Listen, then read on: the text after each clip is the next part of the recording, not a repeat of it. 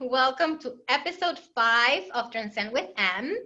During the past few weeks, we have been talking about leadership, mindset, finding your voice, vulnerability, bunch of topics, very hot topics right now due to the COVID situation. So this week, we wanted to invite a very special guest, not only to uncover how to lead through these topics, but how to win by empowering women. After all, we are all here to encourage, empower, support, and educate and challenge one another. So today's guest is Dan Kitajima. I hope I spelled that correctly. Is that good? Perfectly. Awesome. And Dan is the owner of Kitajima Insurance in Orange, California. Dan owns Kitajima Insurance for 13 years. He's growing the agency organically and being one of the most successful farmer agents in the area. He was presented with the 2019 Personal Lines Agents of the Year Award. Wow. And a true-hearted entrepreneur, also managing Letra USA, a handmade local business based in Mexico. So Dan, what's up? Tell me. Did I miss something there? Amazing things. No, thank you so much for the amazing intro, Monica, and thank you for finding me too. I really respect, the movement you're starting and the message you're spreading. So when I saw the topic of your, podcast, I was like, wow, I'm really honored to be on such a, important subject matter. So thank you so much for having me. Of course, of course. So 2019 Agent of the Year. So tell me more about that. I was selected 2019 Agent of the Year for Massachusetts, and that was like a huge privilege. Like, I cannot believe this. So tell me, how did you feel when you find that out? I mean, California is like 50 times the size of Massachusetts. So tell me, how did that feel? Well, congratulations to you. That's amazing. So that's mostly through your sales numbers. No, I actually, that's through so the Massachusetts Insurance Association selects an insurance agent under the age 40 that is making the difference in the industry within the state. Oh, And wow. yeah, that was me, but we're not here about me. We're here for you. I just feel that I can relate because that emotion and those butterflies on your stomach like never go away. So tell me more about how did that feel and how did you got there? Yeah, well, 13 years of every day working hard is how we got here. I think the name Agent of the Year, it was great because it's for the whole agents and all the farmers Yeah. as a company. So that's nationwide. But really, I wish the name was Agency of the Year because Yeah. it's not like I didn't, especially for personal lines. It's like Yeah. I didn't do much of the selling like in the Yeah. service. It's really my team who did Yeah. everything. So I'm super proud of my team, and Yeah. I really want to emphasize to them that we did it as a team. Like I Right. shouldn't get the credit. The team should get the credit. And even though as proud as we are, we Yeah. understand that there's still so much more for us to accomplish. So we're Yeah. happy, but not satisfied. Yeah, well, that's what makes you an amazing leader, I think. Leaders are do not take the sole credit. They always, depend on their teams, and you have an amazing team rallying behind you, and that's the reason we are here. I cannot wait to hear more about them. So, 13 years on the business, extremely successful, amazing leader, nationwide agent of the year, and 100% woman staff. Tell me, how do you do the culture there? What are the dynamics? Tell me about your team. Yeah, my team is great. They're everything, really. It's just something that has happened. It wasn't always that way, Yeah, but I think with what we do, it's just a perfect fit because I, you know, I'm, I'm afraid I'm going to say some wrong things, maybe, but don't worry about it. I just feel women are better in insurance. I think there's Okay. something about more. more empathy or caring about other people. And I think insurance is about Mhm. helping people and caring about other people. Yeah. And I'm totally generalizing, so I'm again a little afraid of what I'm going to say, but guys kind of like like things, you Yeah. know, and I think women care about people a little bit more. So Okay. not it's just based on merit. I think it's just we've Mm. gotten better results from my experience because it hasn't always been that way. So it's just evolved into the staff that we have now. Yeah. But I have tremendous respect for women because they're just able to, and a lot of them are, you know, working moms, Yeah. so the insurance business has been very great for that situation where it's the flexibility and then the also, having, the school schedule coincide a little bit with it and, having Yeah. weekends and holidays off and still being able to, be there for your family. So it's a great balance in that way too. So it's just been something that happened over time, Yeah. but I really am very, very grateful of how much they care about our clients because that is I think what makes an insurance agency work. Yeah, 100%. And I think that brings me to my next question. My next question was, what does your team bring to the table that is different from everyone else? And you mentioned the caring part of it. So can you elaborate about, what your team does differently? They care deeply about their clients, but what did they do differently that you think has been a key for your success? Yeah, besides caring, I think one of the things that when it comes to business, the difference maker is just the work ethic, Mm. and the consistency.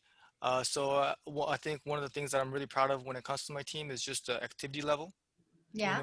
because insurance is a business where we have to talk to a lot of people, and the closing Mhm. ratio is not 100%. So we have to talk Yeah. to a lot of people, and we have to service a lot of clients because retaining clients is a big part of the formula. Yeah. So I think besides caring, which is absolutely important, I think the second thing is that I do feel that we do work hard as a group. I feel we Yeah. have hardworking individuals, great attitude, and those are the two things I look for rather than like any type of like past experience or Yeah. a resume or anything like that. I just really look for work ethic and having good attitude, and those are the ones that help me make the difference here. Yeah. I mean, we women tend to be go-getters, right? And we kind of are forced to be just because we have this natural instinct of caring for others and making sure that everyone else is taken care of, and we put ourselves at the end of the food chain, right? Like everyone else comes first. So that's very interesting, hearing that from you. I think you make a good point when we talk about, in the insurance industry, we talk to many people. We need to care for people because it's not just driving the new business, but that retention needs to stay there in order for you to grow. It doesn't make any sense if you're bringing all this new business and everything else is going in the back door. So I think it's amazing that you're surrounded by a team that get it, that gets, we have to hustle hard and bring this to the door, but at the same time we got to hustle hard and retain that business. Absolutely. So um I can definitely see, your compassion, your understanding, especially for working moms, and that you are a great leader. But like you said earlier, we never satisfied. So what leader are you aiming to be? What do you want to be when you grow up? Wow. That's a great question. Um, yeah, as a leader, I think generally I want to be a nice leader. I think that works better. Yeah, I think there's a lot of different leadership styles, but I just have to be kind of who I am.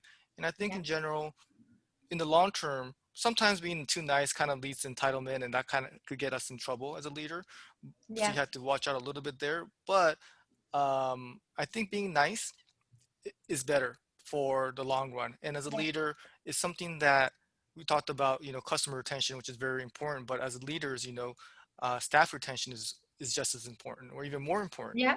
to have have a continuous team knows how to work together. It's just like sports team where you're together for a long time, you get better as a team rather than having Right. new people in and out all the time. Right. So being, nice, understanding that family comes first, Yeah. you know, that family is what motivates them, so, and having the realistic expectation that, hey, I am the one that is going to outwork everybody and everybody else, lowering the expectation kind of helps being nicer too, Yeah. because, it's not their name on their business, they have families and they Mhm. have, children and they have parents and they have, other, I have so much respect in that Yeah. way Yeah. too, Yeah. Yeah. because, Yeah. you know, Yeah.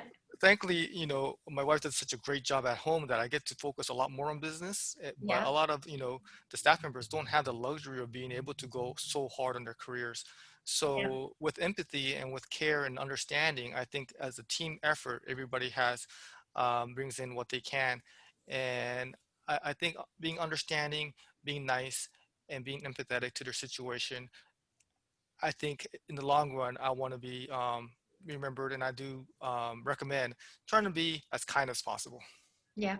I think, all of that mixed with, accountability, which comes with quality. And just, I Yes, think you mentioned something extremely important that a lot of leaders out there should take note of is, continuity on employment and staff. You know, having that continuity, it only provides you with continuous quality and accountability within the team. I am true believer on that. And um, if you are the type of leader that are respected and that your employees, are basically married to your vision, they're not going anywhere.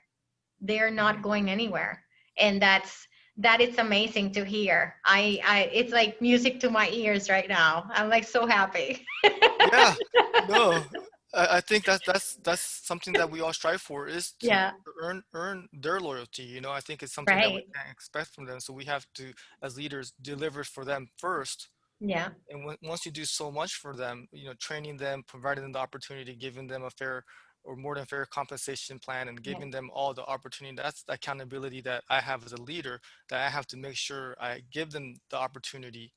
And then Right. that's when in return I may get the loyalty back. Hmm. So I do believe in the give first mentality, and then I Yeah. may receive later idea, because it's very unrealistic to try to get before you give. Yeah. Yeah. I think something else that you also mentioned, it was I need to lower the expectations because they have lives, right? So I think something, small business owners also have like a window to learn is nobody's never going to work as hard as you. Absolutely. Like, And they shouldn't. you can have very, very dedicated employees doing the extra mile for you, but you can never expect them to work as hard as you do.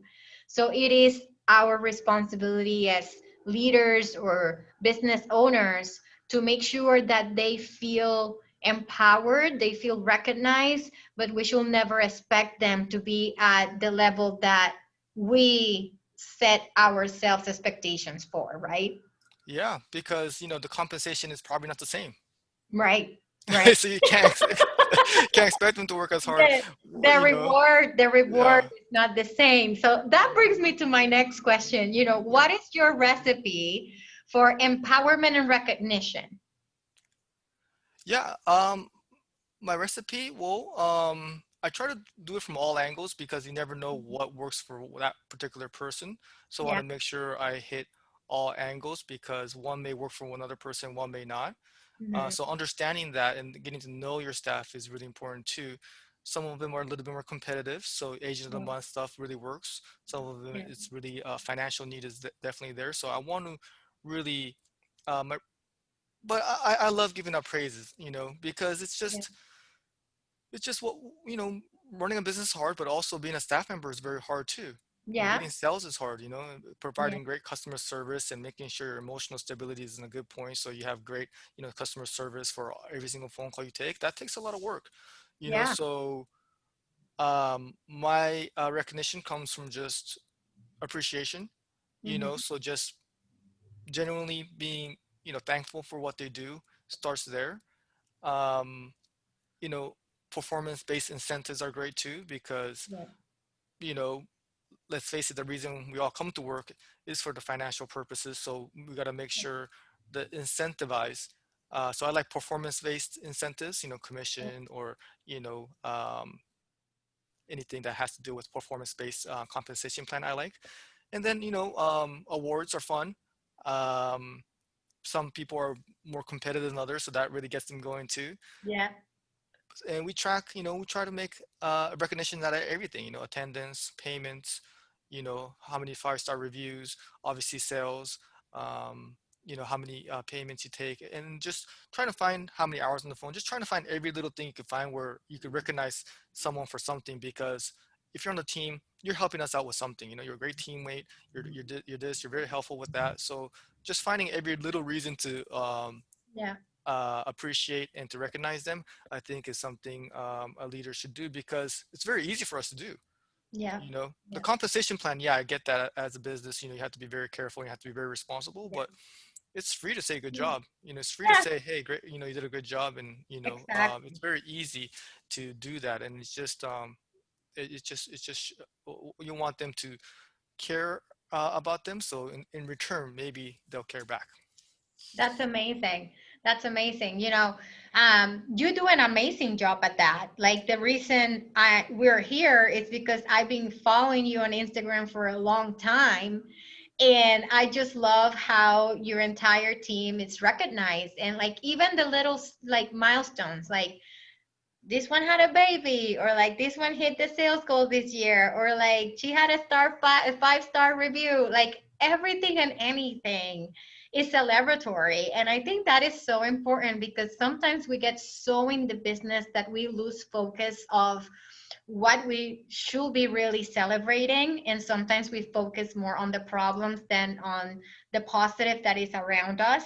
So I think you do an exceptional job at recognition. And I wish I saw more of that out there, to be honest with you, because on our industry, it's very easy to get, dragged down into the, oh, this client had a claim. Oh, this client, so it is very easy to fall on that trap of like complaints all day, because that's kind of what customer service does, right? All Hmm. day they're taking these reactive calls and they're like, oh, this client.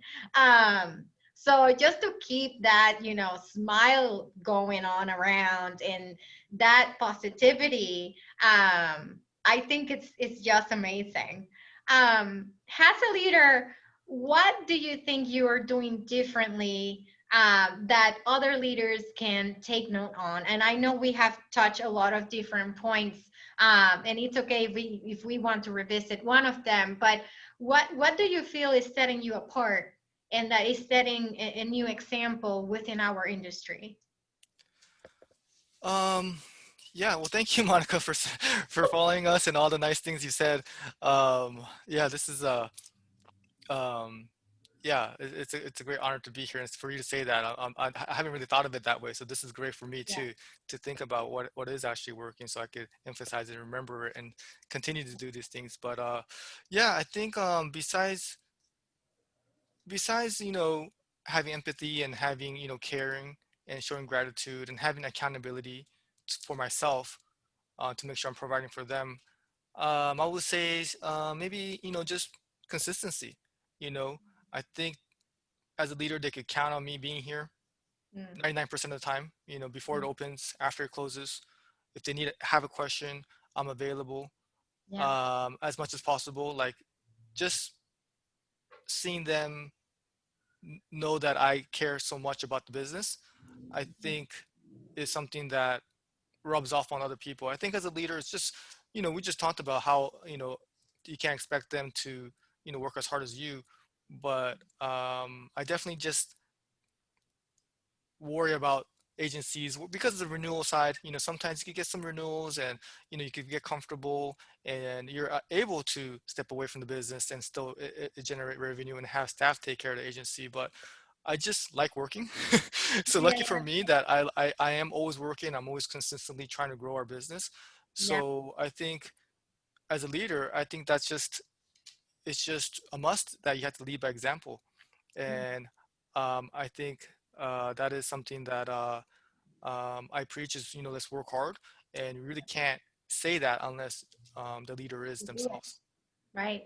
Yeah, I feel like, after you hit a certain degree of success, a lot of leaders kind of back off and like, let it run and that's it. And, I'm comfortable. I'm not going to do it anymore. And that's when you see start the quality to like slow down and, everything to kind of, you know, falling through the cracks and whatnot. So I think it's really important for, um, you know, business owners out there on the insurance industry and any other industries too, to if you feel that the moment has come that you're going to back off and not lead by example anymore, then it's time for you to step away and let somebody else lead that has the energy to do so. Because I mean, in a business, you need to always be looking up at an example of someone that is always going the extra mile. So I think it's wonderful that, you recognize that and that you are doing that. Yeah, and I almost look at it as like an obligation as a leader. Yeah, It's our responsibility because if we stop doing that, then you know they have choices of where they want to work. right. So it's like if we're not as them choosing me Mm, or whoever the business owners to work there, then the business owner's obligation is to give them enough opportunity for them to succeed. So I don't look at it as like um, you know, something that I like to stay busy, which is true, but I almost look at it as like my job, like I have to, like it's my responsibility, like I owe it to right. the people who are working hard to make Yeah. sure that they have a leader and they have a vision and they have, something to get excited about every day. Amazing. So we're getting to the end of the podcast, and I'm going to put you a little bit on a pickle here. I hope you don't mind. Okay. So, the most exciting part about this podcast is because I want you to tell your team why you are a feminist. Feminist meaning any has equal rights and opportunities for all genders. This is not about, just women or just men. It's just, how can you identify with your team in their strengths and knowledge and why they're so important to you? Well, yeah. um, Thank you for um, defining feminist, Yeah. because honestly, I didn't know I was a feminist till today. Well, some people take it the wrong way. Like Uh-huh. being a feminist is not just like going into march and like, and doing a movement. Like there is a lot of different definitions for feminism.